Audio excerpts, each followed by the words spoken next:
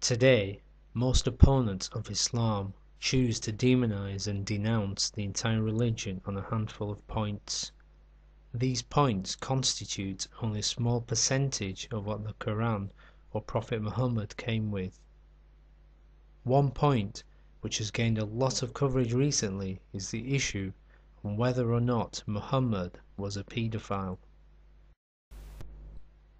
Firstly, we must define what a paedophile is. According to dictionary.com, a paedophile is a person who is sexually attracted to children. In brief, to prove or disprove the claim, we must find out if Muhammad had sexual leanings and attractions towards children.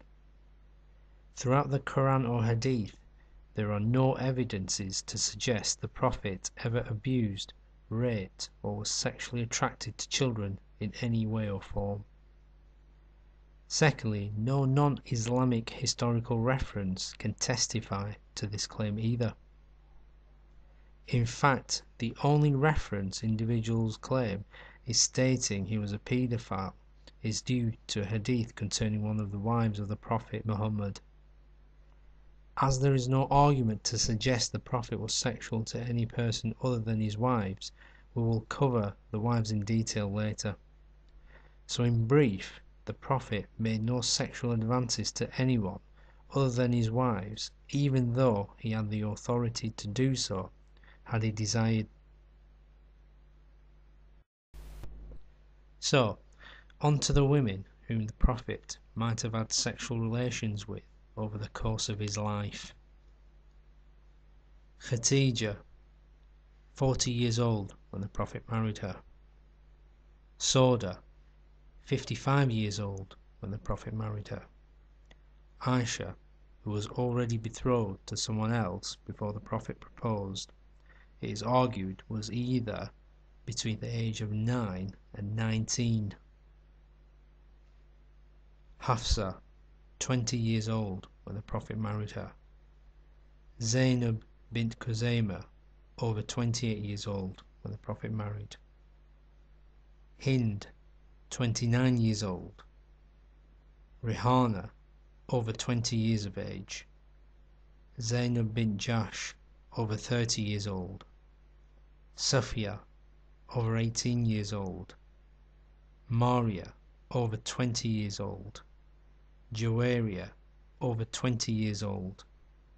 Ramla, over 35 years old. And Maymuna, 36 years old. So based upon this, we can understand that one person out of 13, namely Aisha, could be perceived to have been a child sexually abused by Muhammad if we opt for the narrations which speak of her being 9. So out of 62 years of his life, there is one case of a possibility of there being a case against Muhammad being a paedophile. Suffice to say, there is no proof that he was a serial paedophile, even though as stated he could easily have been. In the case of Aisha, there is a difference of opinion, and the fact that she was already betrothed, indicating that it was a custom and not out of the ordinary over 1400 years ago to marry someone of that age.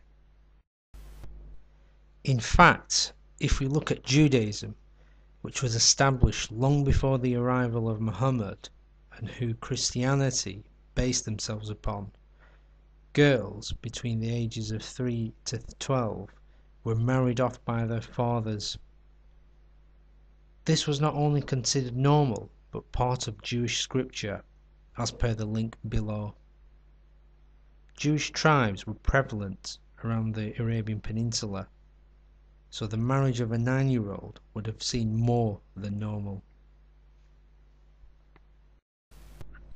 The next question that could come to mind is that although the norm 1400 years ago, people have evolved since then, and even thinking about marrying a young girl has been a despicable act for centuries and centuries, certainly in the civilized West. Well, let's study the age of consent in the US and Europe over the last 200 or so years. In Delaware, in the USA, the age of consent was 7 in 1880. So, centuries after Muhammad is alleged to have married a 9-year-old, the civilized Christian US still had an age of 7. For the majority of states in the US it was 10, as well as in Russia. In Spain, the age of consent was 13 in 2007. So, in 1400 years, the enlightened world has only raised the age of consent by 4 years if comparing to the marriage of Muhammad to Aisha. The next question you may ask is, Muhammad, having been sent by God, would he not have had the foresight to know that doing such a deed would raise such controversy? The answer goes back to the topic of age of consent. Again, using the example of Europe and the age of consent in 2007, we can see the following contradictions between countries. Spain, 13 years. Portugal, 14 years. France, 15 years. Scotland, 16 years. So, what is legal in Spain is illegal in Portugal, which is only next door. The difference in years between Scotland's age of consent and Spain's is 3 years, which is quite a difference. It is clear having one uniform age is not the solution, as different nations and cultures have their own opinions, and that's just Europe alone. It looks like Muhammad might have actually come up with the solution. Puberty. According to the definition, puberty is the age at which a person is first capable of sexual reproduction of offspring. It is known from the narrations that Aisha had hit this stage and demonstrated the change from child to an adult. In 1824 in the US, Sally Deweese gave birth to a healthy daughter when she was 10 years old. That is not to say that every female hits puberty age 10. Some may be in their teens and some even older. The one commonality being puberty and the physical change into being an adult. Looking at defining an adult from another perspective, in England and Wales, individuals aged 10 are considered adults in the eye of the law, i.e. the individual becomes criminally responsible for their actions and the consequence of their actions.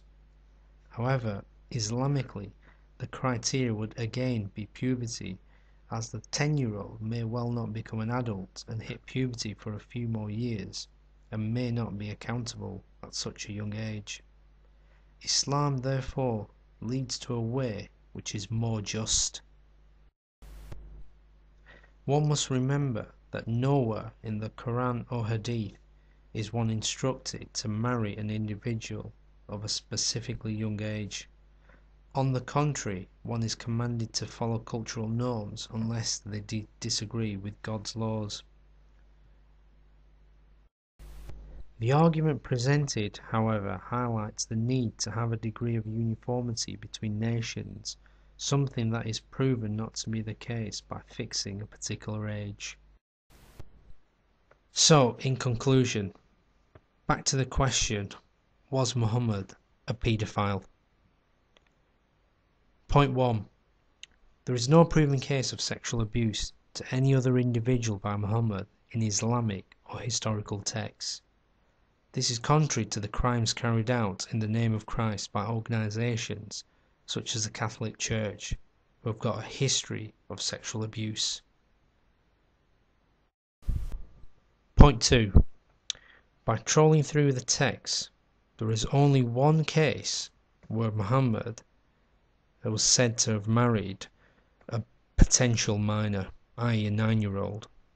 However, there is a difference of opinion on this particular age, and also she was already engaged to marry another person, indicating that it was not out of the norm.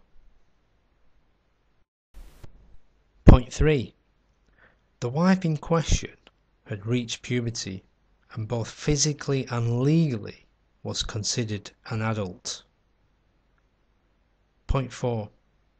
Even though he could have sexually abused children, as is proven to have happened in the Christian faith and legislated in Judaism, Muhammad did not abuse his position to abuse minors. The answer is therefore clear and conclusive for those who are sincere.